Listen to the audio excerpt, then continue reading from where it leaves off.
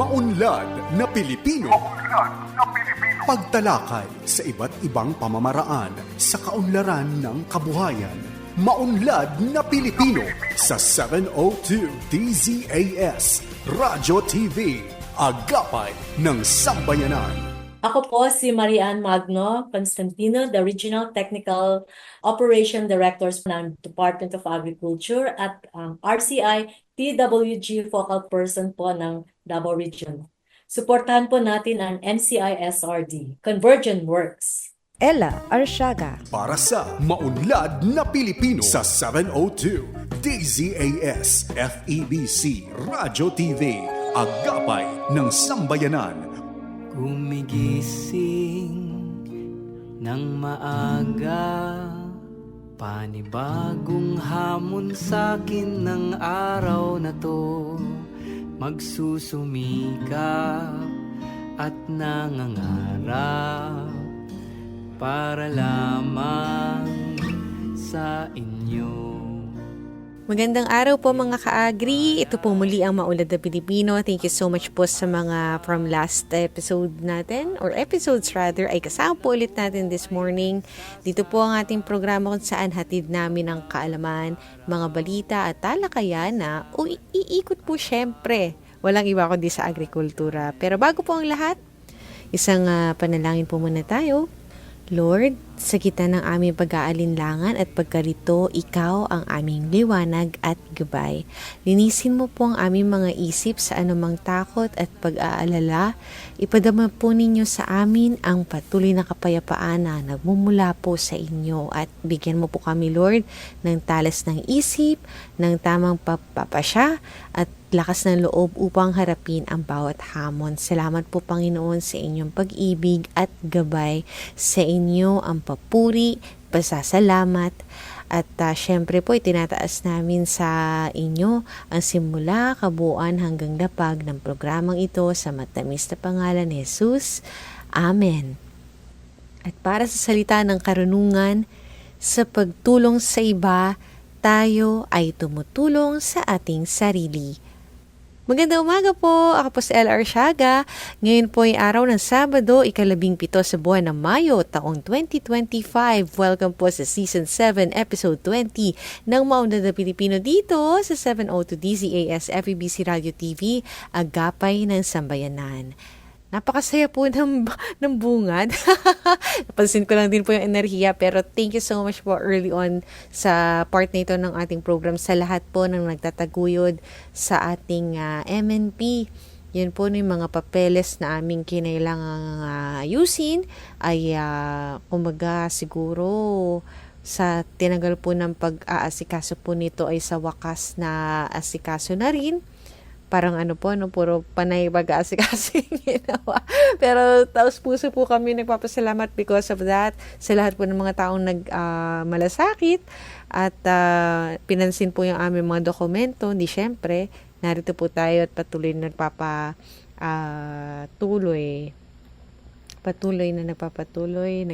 nag-aasikaso ng pag-aasikaso. Ayun po, no? So, sa lahat po, siguro, ang punto lang po na hindi ko na maisa-isa at kung iisa-isahin po natin talaga magtatagal po tayo, kulang po ang ating intro ng ating program para pasalamatan po ang ating mga supporters for the program. But, thank you so much po. Welcome again sa ating 20th episode so far this year. So, sa mga kaka-tune in pa lang po, accessible po tayo via online streaming ng dzas.febc.ph. Ganyan din po sa pamamagitan ng Facebook. Ayan, we would love to see your comments later on sa ating program or as the program progresses. Sa 702 DZAS FEBC Radio TV Facebook page and of course sa radio po sa talapitang 702 sa AM band. And we would love to greet each and everyone na nag-iwan po na kanilang mensahe. And, syempre po kayo na nakikinig kahit wala po kayo sa online or sa Facebook or any means to comment on our program link. binabati po namin kayo. Kabilang po syempre si Ma'am Helen Arellano. Good morning po mga ka-agri. At bumabati po syempre ng belated Happy Mother's Day sa lahat ng mga kananayan. Noon nga pong May 11, yon. At sa lahat po ng ating mga ka-agri, ingat po palagi. Ganyan din po, magandang umaga kina Len Agdon Reyes at Sir Epifanio Salvador na nagsishare po ng ating episode palagi. Thank you, sir. Good morning po kay Ma'am Liwayway Atienza. Ganyan din po kay na Ma'am Loida Ibanez Sacramento, listening from the city of Santa Rosa, Laguna. Yan. Good morning po kay Ma'am Nora Cancela, bumabati sa Mauna na Pilipino. God bless po. Ganyan din kay Ma'am Dulce Alicante. Good morning po Miss Ella at sa mga nakikinig ng MNP. Ingat po. Ganyan din po, magandang umaga po kay na Sir Ronald Young, Lina Shuwalong, at Anita Tejada Colon. Ayan, mula po kay Sir Jonathan tayo, good morning po Ma'am Ella Arsiaga. God bless to your program, Mauna na Pilipino, from Jonathan tayo, from Hyundai ENC Railway Project sa Santa Rosa, Laguna. Marami-rami po tayong mga listeners from Santa Rosa na nag-comment po sa atin this morning. Thank you so much po. Mula po kay Ma'am Leonida Tela Sacada Rubio, salamat po sa Panginoon sa birthday ng aking apo noong May 9 na si Job Matthew C. Rubio. Belated happy birthday, bunso. At mula pa rin po kay Ma'am Leonida Tela Sacada Rubio, no, bumabati po sa ating mga listeners once again ng MNP or Mauna na Pilipino. Thank you so much po. We do hope wala kaming na-miss out. And for this morning, syempre, dagdagan nyo lang po ng dagdagan ng ating comments. Masaya po kaming nakaka-interact kayo through this way. At babasahin po namin yan, syempre. Every episode po, ayaw namin pumalya. Kasi yun nga po yung parang sa intro, may mini flow. So, praise muna through the prayer, then gratitude po sa pagpapasalamat namin sa lahat ng mga nakikinig, mga nag-iwan ng kanilang comments. And of course, suggestions po, no? Baka meron kayong nais-iwang mga suggestion to better assist you through the Mauna na Pilipino program. Ayun nga po. At syempre para sa umagang ito, para po sa mga hindi tune in po dun sa isang magandang topic na na-feature natin, ito po yung tungkol sa kagandahang dulot ng bagong low GI rice varieties. So ito po yung impormasyong hatid sa atin nila Ruben James Buenafe, Associate Scientist po para sa Biochemistry and Data Science, at Dr. Roel Tiozon Jr., siya po yung International Consultant para sa Genetics and Biochemistry ng International Rice Research Institute. So bukod po dyan, meron po tayong mga balitang hatid sa atin ng mga farmcasters para sa Regions on the Go. At katuwang din po natin ng DA Philippine Rural Development Project. Congratulations on your recently successfully concluded na Coffee Expo, and ang ating unlad komunidad nga po ang segment na hatid natin kasama ang DAPRDP, and of course ang batid ba ninyo na hindi po natin nami-miss out din every week. So muli po, yan ay hatid namin sa inyo isang oras na hitik sa impormasyong ugnay sa agrikultura.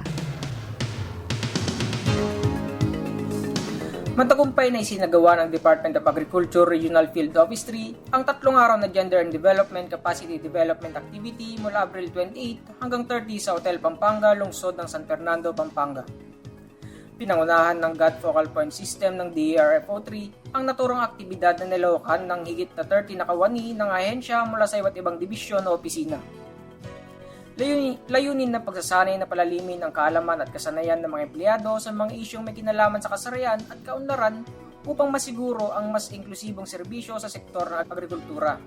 Binuksan ang programa sa pamamagitan ng pagpapakilala sa mga kalahok na isinagawa ni Lyson Cabigaw, Head Secretariat ng GAD.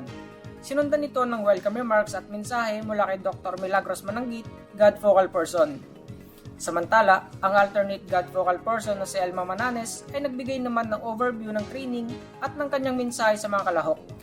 Isinagawa rin ng mga aktual na pagsusuri at presentasyon ng mga output sa mga kalahok na sinundan ng open forum para sa mas malalim na diskusyon at pagbabahagi ng kaalaman.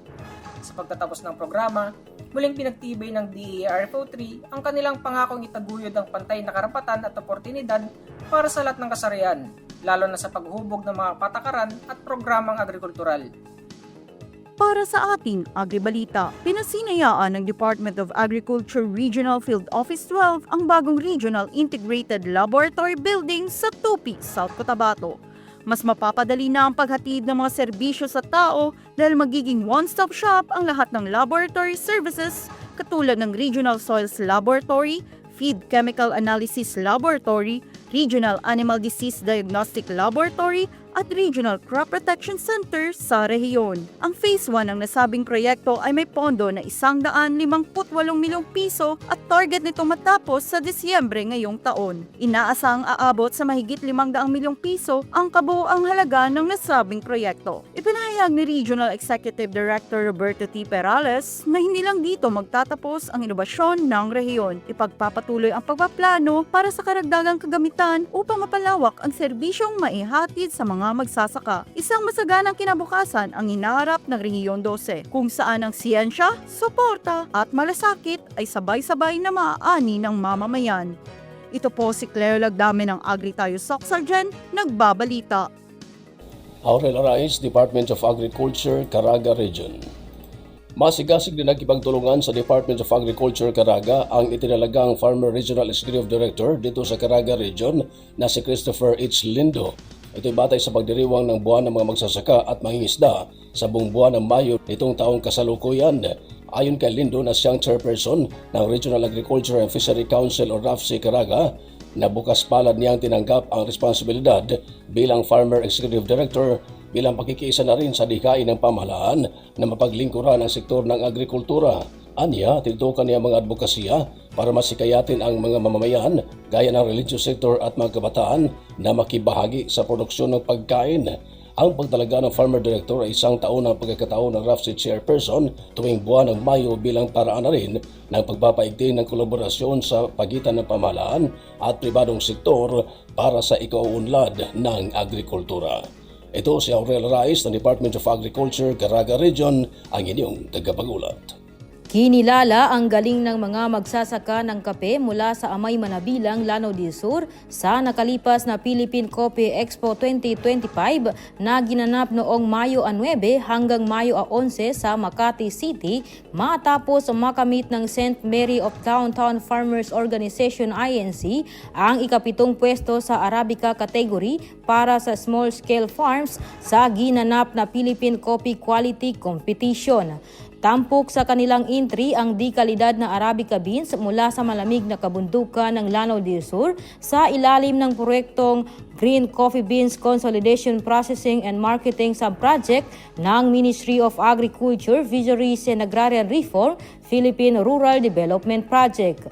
Layunin ng proyekto na mapalaki ang produksyon ng kape, mapalawak ang merkado at mapalakas ang kakayahan ng mga Bangsamoro coffee farmers sa pakikipagsabayan sa industriya ng kape. Ang Philippine Coffee Expo ay isang mahalagang plataporma na isinasagawa taon-taon para sa mga maliliit na mga magsasaka upang maipakita ang kanilang produkto, makipag-ugnayan sa mga mamimili at matuto mula sa mga eksperto sa industriya. Samantala, sa pagtatapos ng naturang Coffee Expo, nakapagtala ng 27,970 na actual sales at 529,000 na negotiable sales ang SMD Farmers Organization na siyang patunay ng lumalaking oportunidad at pagkilala sa kape ng Bangsamoro. Nagpaabot naman ng pasasalamat si Mary St. Gani, chairperson ng nasabing organisasyon, sa mga ahensyang patuloy na sumusuporta sa kanila upang mas makilala at mapalaki ang produksyon ng kanilang kape. Mafaraming ani at kita, serbisyong Bangsamoro, Naima Mamisel, nag-uulat. Maunlad na Pilipino sa 702 DZAS Radyo TV. Agapay ng Sambayanan. Impormasyon po sa bagong teknolohiyang ugnay sa low GI rice varieties ang hatid ng ating mga siyentista mula sa IRRI or ang ating International Rice Research Institute. Mga kasama po natin si Sir Ruben James Buenafe, Associate Scientist para sa Biochemistry and Data Science at Dr. Roel Tiosan Jr., International Consultant para sa Genetics and Biochemistry. Maraming salamat po sa ating kasamahan na si Ms. Crystal Joyce Merle at sa buong bumubuo sa AG Trends team para sa bahaging ito na ating programa. Once again, welcome po, magandang umaga, magandang araw. Ipakilala po natin ating mga sarili. Good morning, ako po si RJ Buenafe, isang Associate Scientist sa IRRI. Basically, ang ginagawa ko ay ako yung mismong nagmamanage ng laboratory namin sa tulong ng aming head at more on biochemistry ang aking background and data science. Good morning, magandang umaga. So, my name is Dr. Roel Tiosan. So, isa kong international consultant na scientist and working here at IRRI with Ruben. So, basically, yung research ko din ay umiikot sa nutrition ng rice but mostly nasa genetics and metabolomics. So, yun yung field na aking in-explore. Ayan, syempre, pakilala naman po natin yung bagong teknolohiyang ito. Ano po ba yung tinatawag nating glycemic index or GI at paano naman ito nakakaapekto sa atin? So, first, kailangan natin i-define kung yung glycemic index, no? So, glycemic index ay basically yun yung gaano nako-convert ng yung pagkain to free sugars. So, sa madaling salita, so for example, ikaw kumain ka ng isang matamis na pagkain, nagbibigay yun sa'yo ng sugar rush. So, ito yung glycemic index. So, kaya nagbibigay siya sa'yo ng sugar rush because kasi yung pagkain or yung matamis na pagkain na kinain mo ay mataas ang kanyang glycemic index. So, madami kang free sugar sa body. So, yun yung glycemic index. So, ngayon, ang bigas o kanin, o specifically yung white rice, ay mataas ang kanyang glycemic index. So, katulad ng aking analogy kanina, pag kumakain tayo ng white rice, marami dito ay nako-convert sa free sugar. Kaya nagbibigay din siya sa atin ng sugar rush. Ayan, marami na po tayong kilalang uri ng bigas, mga pinagpipilian po natin. So, ano naman yung kaibahan sa bagong rice variety nating ito na ipinakikilala in terms syempre ng GI versus po sa karaniwang white rice? So, yung glycemic index kasi ng isang bigas, sobrang laki ng range. So, nagre-range yan from 60 to over 90. So, pag ang range mo ng bigas ay greater than 56 hanggang 70, yun yung tawag nating intermediate GI. Pero pag lumagpas na to sa 70, ito na yung high glycemic index rice. So, mostly nang nasa market ay high glycemic index. Kukunti lamang yung merong intermediate GI. Pero even sa buong mundo, sobrang konti ng low GI na may 55 and below na glycemic index. So, isang example nito ay yung sa variety na Australia na tinatawag nating Dunggara. So, isa lamang ito sa may low GI property na rice. Pero ngayon, wala pa talagang sobrang daming low GI rice na nasa market. So, anong kinaibahan nito sa na-develop natin? So, yung na-develop ng IRRI na low GI rice, ay meron siyang GI na mas mababa sa 55. So, kung matatandaan mo yung sinabi ko kanina na yung mostly ng GI ng rice ay nasa high GI or 70 pataas, kumpara ito sa bigas na na-develop ng IRRI, sobrang baba nung kanyang glycemic index. So, ang implication nito ay kapag kinain to ng isang tao, hindi to magbibigay ng mataas na sugar spike sa katawan ng tao. So, kaya natin siya tinatawag na low glycemic index. Ayan, syempre gusto din natin malaman, ano ba yung inspirasyon sa pananaliksik na ito at kailan nag-umpisang i-develop? So, yung unang pag-aaral sa low GI ay nagsimula yan dun sa pag-aaral kung paano nadadigest yung kanin, yung bigas. So, isa sa factor na nakita namin na nakaka-apekto dito sa digestibility is yung amylose. So, amylose, sa madaling salita, ito yung isang parte ng starch molecule na hindi siya masyadong mas mahirap siya ma-digest dahil helix siya saka compact yung kanyang structure. So dito natagpuan namin noong 2017 kung ano yung mga genes sa rice na nakakaapekto sa amylose. Pero nakita namin na hindi lang amylose talaga yung nakakaapekto sa GI. So hindi ibig sabihin na kapag mataas yung amylose, mababa na agad ang kanyang GI. Kaya nagpatuloy kami sa discover kung ano ba talaga yung nakakaapekto sa glycemic index. And by 2022, na-establish namin yung isang protocol kung saan nami-measure niya yung glycemic index ng bigas. So ito ay parang robot siya na ginagaya niya yung digestive system ng katawan ng tao. So ngayon, pag pinakain mo tong robot na to ng kanin, malalaman mo kung ano yung glycemic index. So dahil kaya niyang kumain ng mas maraming kanin kumpara sa tao, so syempre mas kaya namin mag-screen ng mas madaming rice varieties. So dahil dyan, last year, 2024, finally na-publish namin yung paper sa isang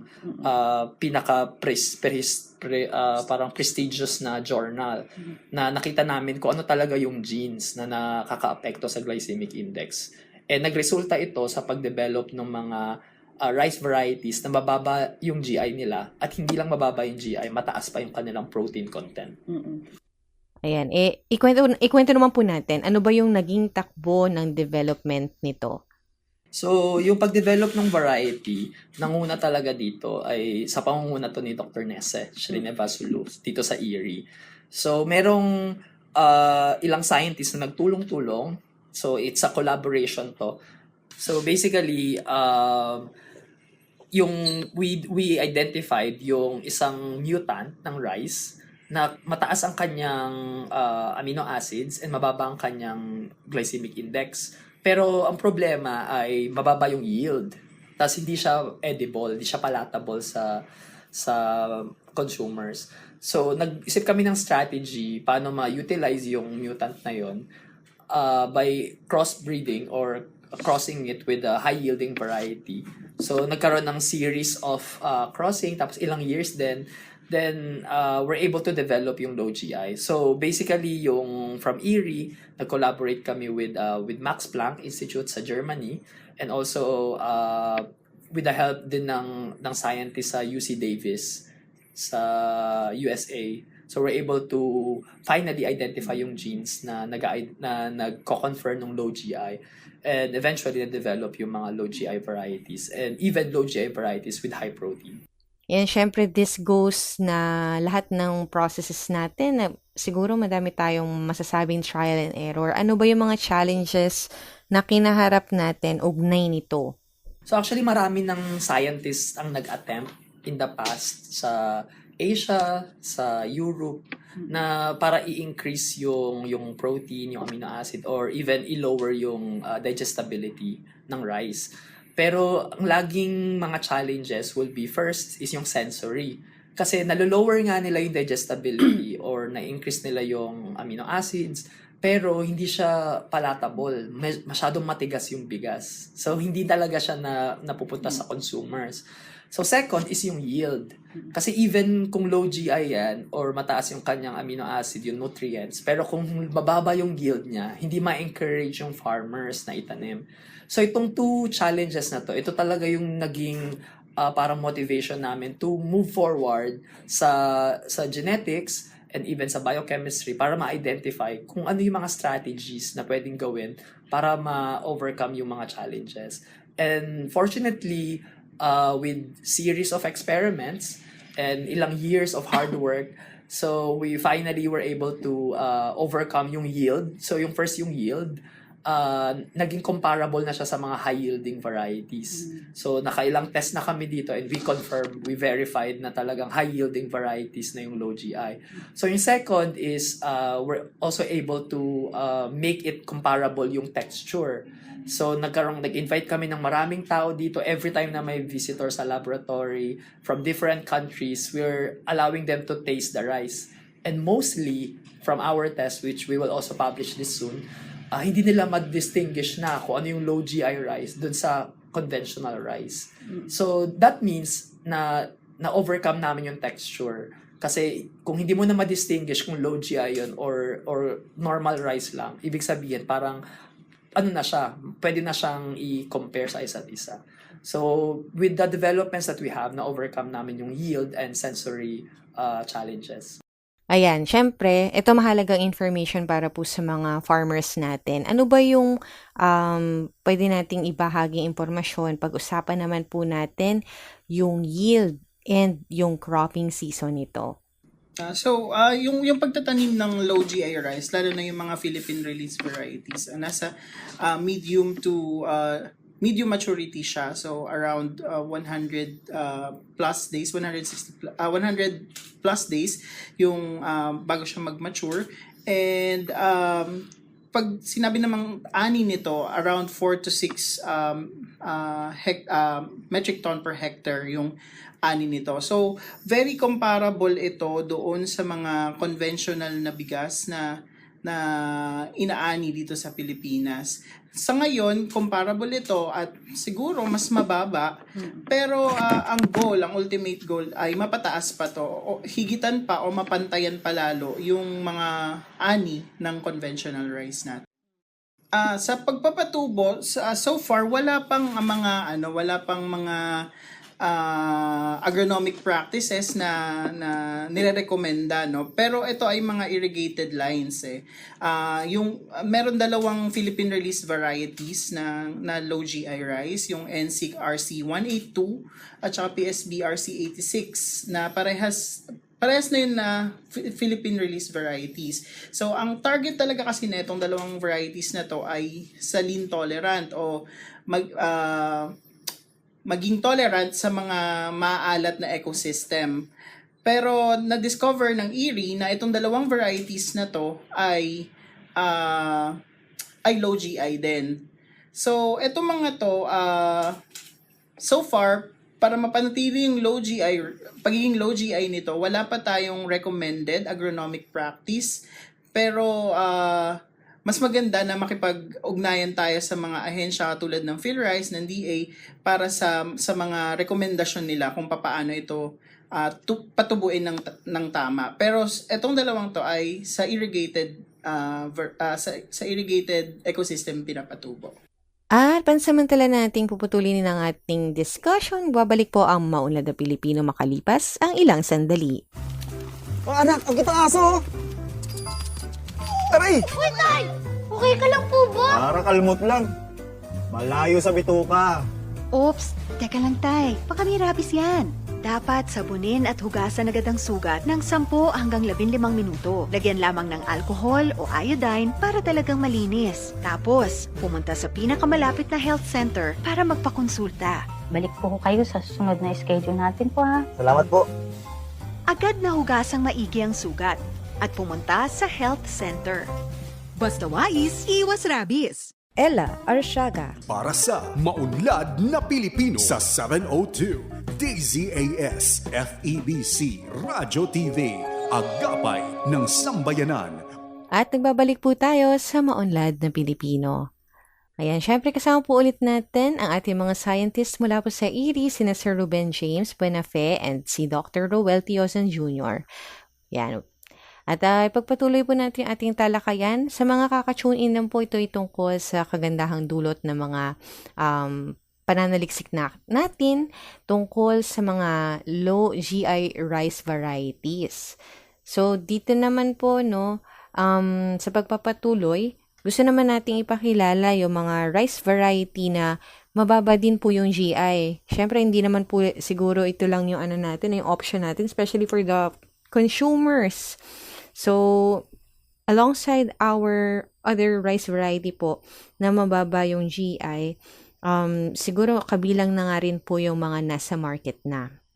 So, gaya nga ng sinabi ko kanina, meron tayong dalawang Philippine release varieties. So far, yun yung na-discover ng IRRI na merong low GI properties. So, yun yung NSIC RC182 na na-discover nung nung na-release noong 2009 at saka yung PSBRC 86 na na-release nung taong 2000. So yung dalawang yon ay basically ang target talaga nila is maging tolerant sa maalat na environment. Pero yun nga nalaman ng ERID dahil ginamit namin yung na-develop naming method, yung in vitro method namin, na ang dalawang variety na to ay low GI.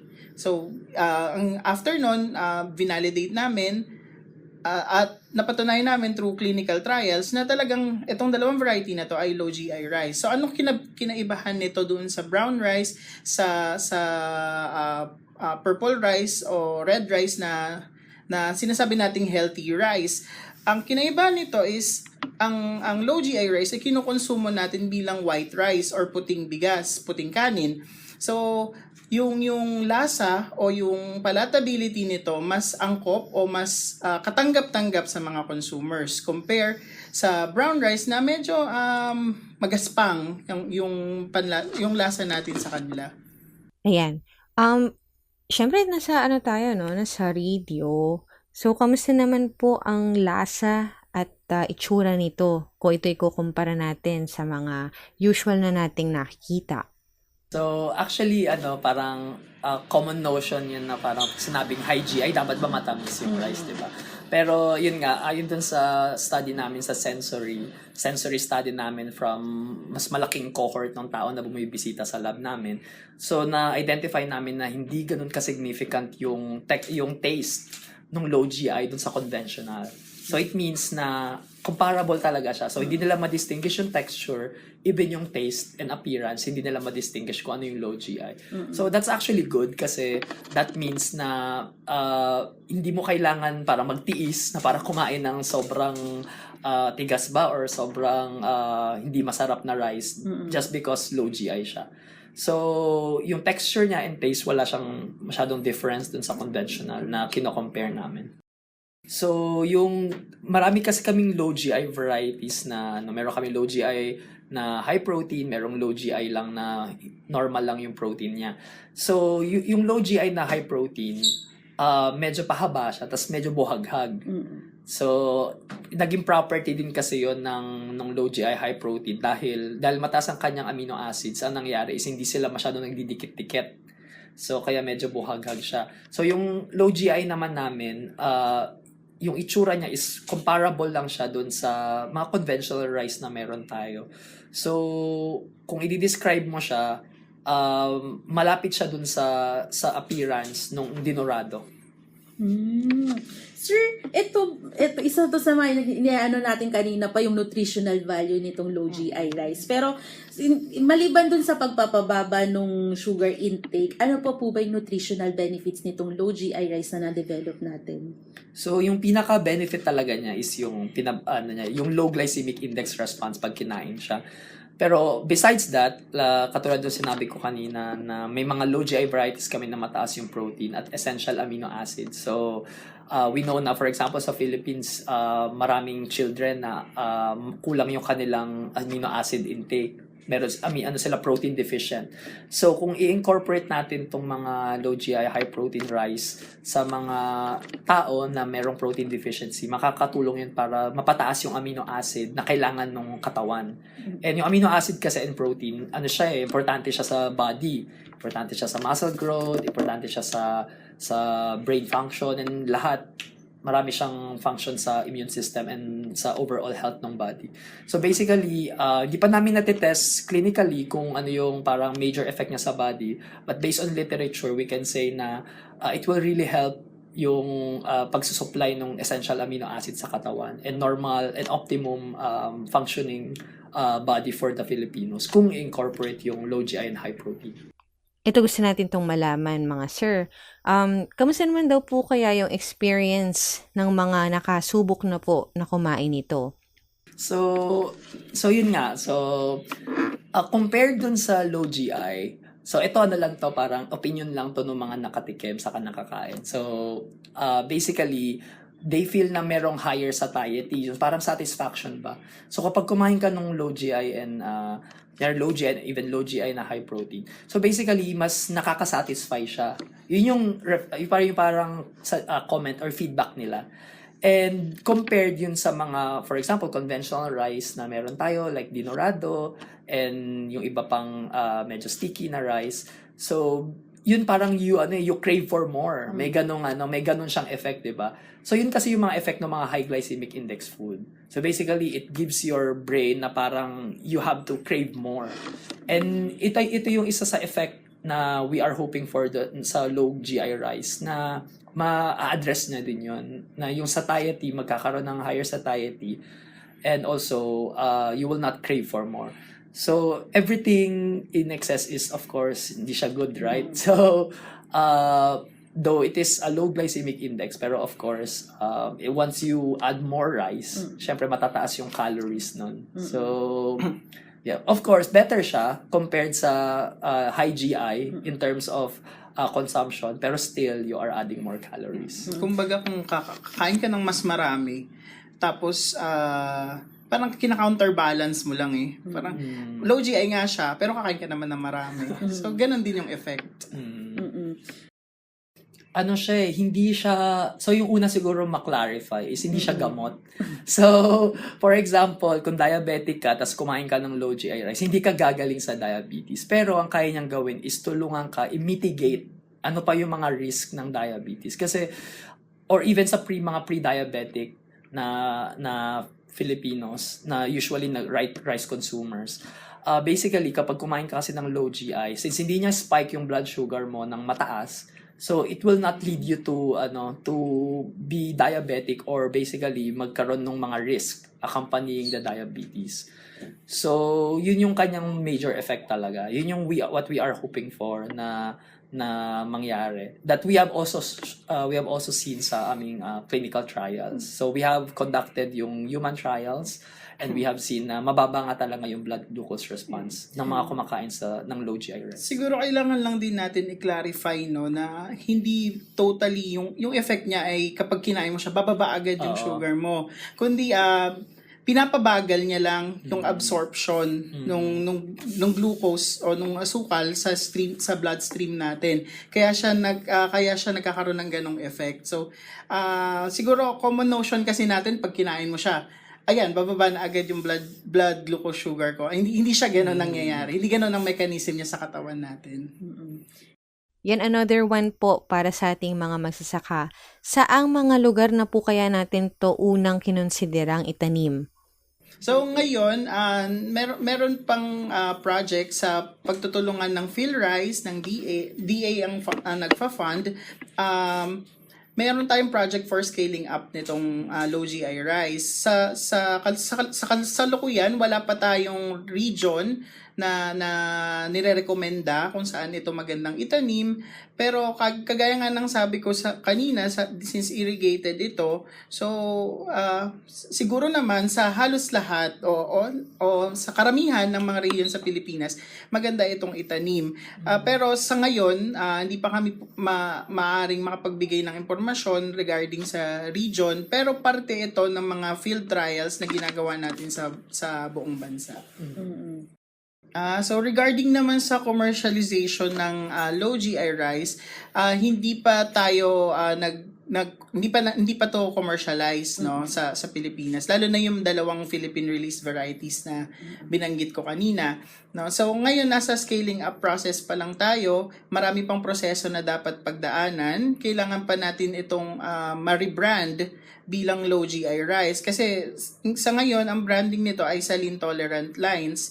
So kailangan i-rebrand natin ito, mapakilala natin sa publiko na low GI rice ang variety na ito. So marami pa tayong proseso, kailangan pa nating i-verify at pag-aralan pa na tunay ngang low GI rice variety ito. Kailangan pa nating paramihin at magkaroon ng mga pilot testing sa bansa kung maganda ba yung kalidad ng bigas na maaani natin at maganda rin yung ani nito sa bawat sulok ng bansa natin. At syempre po, nakasama po natin ang ating mga scientists Thank you so much po sa inyong time. Sila po sina Sir Ruben James Buenafe, Associate Scientist para sa Biochemistry and Data Science, Dr. Ruel Tiozon Jr., International Consultant para sa Genetics and Biochemistry mula po sa International Rice Research Institute. Once again, thank you so much Miss Crystal Joyce Marile and to the rest of the AgiTrends team para po sa ating bahaging ito nating programa. Thank you so much po sa pagsama sa amin ngayong umaga sa panayam na ito. At narito po ang Unlad Komunidad o UK. Katuwang po natin dito ang Philippine Rural Development Project at isa po nating bagong kasamahan mula sa DAPRDP ang may hatid po sa atin ng ating UK ngayong umaga. Siya po si Mayrich Soriano, manunulat para sa Info ASRP CO2. Ang bayan ng Dinapige ay isa sa 4 na coastal towns sa lalawigan ng Isabela. Sa kanlurang bahagi nito ay napapalibutan ng pinakamahabang bulubundukin, ang Sierra Madre, habang nasa silangan naman ay ang karagatang Pasipiko. Pagamat ang Dinapige ay isang first-class municipality batay sa kita, ito ay nananatiling underdeveloped dahil sa malayong lokasyon nito. Sa tulong ng pinondohang sub-project ng DAPRDP, ang Digumased Ayod Farm to Market Road with Bridge ay direktang nakikinabangan ng 379 na kabahayan at kabuuang 1,635 na individual. Ang proyekto ay nag-uugnay sa 4 na barangay, ang Bukal Sur, Bukal Norte, Dimalwade at Ayod. Ang proyekto ito ay napakalaking tulong para sa pagsasaka. Napapadali ang kanilang paglabas ng kanilang produkto mula sa kanilang sakahan papunta sa kanilang sa pamilihan. Napapadali din ang paghatid ng serbisyo ng mga AWS natin para sa mga magsasaka. Dati, matagal yung travel nila papunta sa barangay. Ngayon, at nagawa na yung project natin, sa ilang minuto lang, nandun na ang mga AWS para maghatid ng serbisyo. Nagkapasalamat ako sa PRDP dahil sa project na ito, napabilis ang paglabas ng produkto namin from farm to market. Dahil dito salamat. Thank you. Maganda po yung nagawa tulong nitong daan para sa amin kasi po dati 30 minutes namin po dinapigit to dito sa barangay Ayod. Basta bali po ngayon mga na lang po 15 minutes na po namin.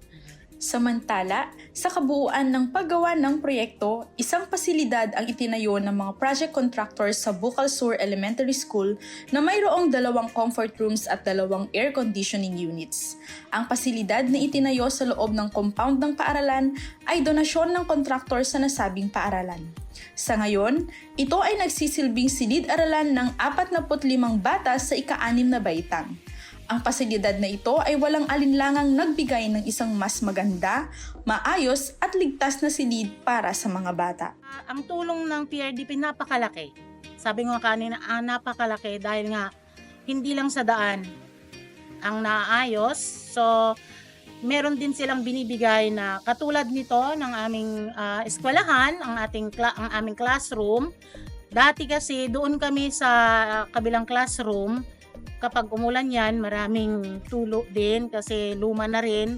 So, masayang-masaya ang mga bata dahil nakita nila na maganda na yung kanilang pag-aaralan. Sa pamamagitan ng DAPRDP, ang proyektong Digumased Ayod Farm to Market Road with Bridge, kabilang na ang donasyong pasilidad ay napapakinabangan na ng mga residente, kabilang ang mga kababayang katutubo, ang tribo ng Dumagat at Igorot na nakatira sa kabaan ng Farm to Market Road. Dahil dito, ang Dinapigeños ay mayroon ng mas magandang pagkakataon upang makilahok sa mga gawaing pang-ekonomiya, higit na akses sa mga dekalidad na serbisyong panlipunan tulad na lamang ng edukasyon, pangangalagang pangkalusugan at iba pang welfare services. Ang Digumased Ayod Farm to Market Road with Bridge ay itinuturing nilang daan at tulay tungo sa dinapigelang pag-asenso.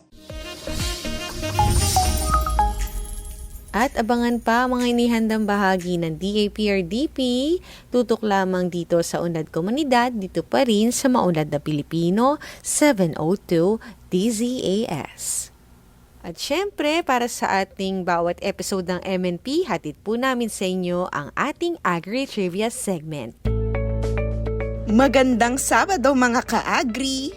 Batid ba ninyo na bumuti ang kalagayan ng sektor ng agrikultura sa unang 3 buwan ng taon?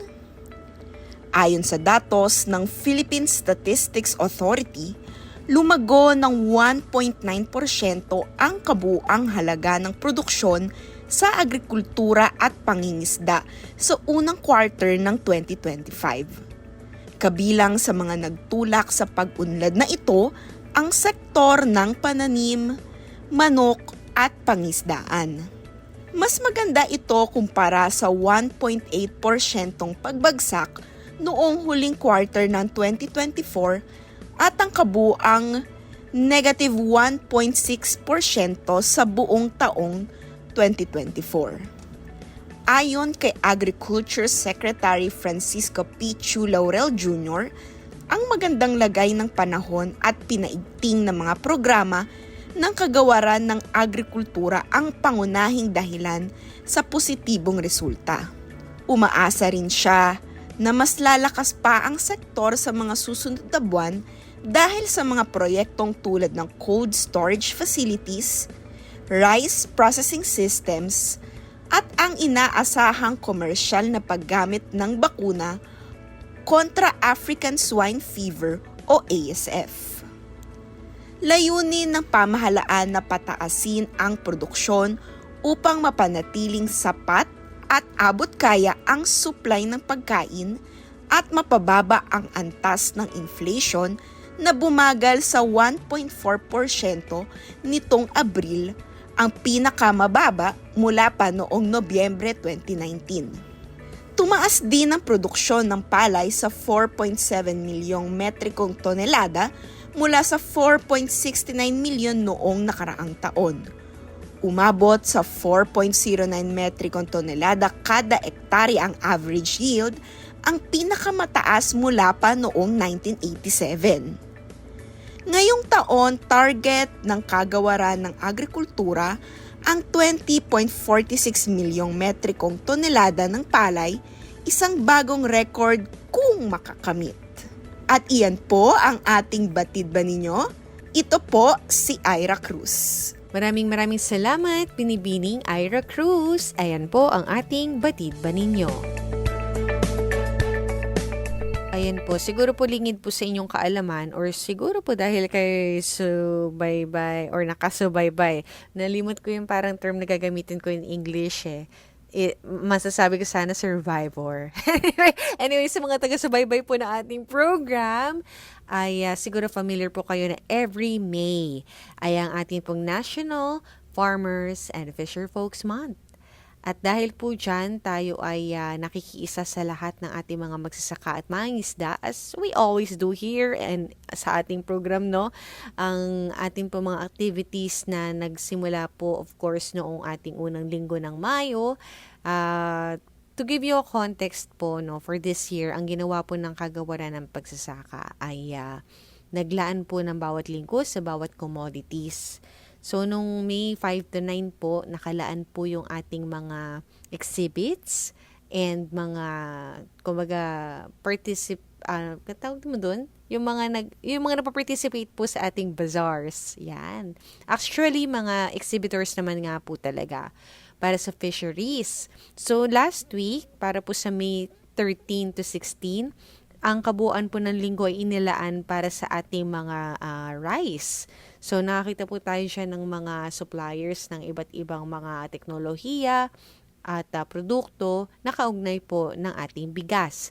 At para po sa susunod na linggo, May 19 to 23, i-feature naman po ang coffee, cacao, sugar, fiber, and other high-value crops. So, sa mga nakikinig po ngayon at mapapadaan sa Elliptical Road, Diliman, Quezon City, ang May natanggapan po ng ating kagawaran ng agrikultura, pwede po kayong dumaan to check out po yung ating mga exhibitors para po sa mga nabanggit nating commodity for May 19 to 23. So, ulitin po natin yan po ay para sa kape, sa kakao, sa asukal, sa fiber, and other high-value crops.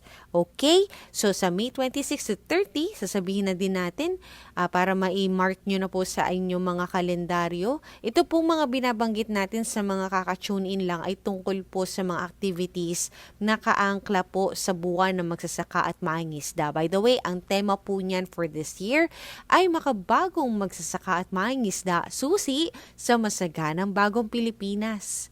So for May 26 to 30, kasi nabanggit na po namin kanina yung May 19 to 23 eh. So for May 26 to 30, yan po ang livestock, dairy, and corn. So once again, for May 26 to 30, yan po ang livestock, dairy, and corn. Come one, come all, DA compound. Katabi po ito ng land bank, no, sa Elliptical Road branch. Syempre nga po sa Elliptical Road, Diliman, Quezon City po tayo matatagpuan. So, kita-kits po tayo. Okay, yan po ang ating buwan na magsasaka at mangingisda na anunsyo.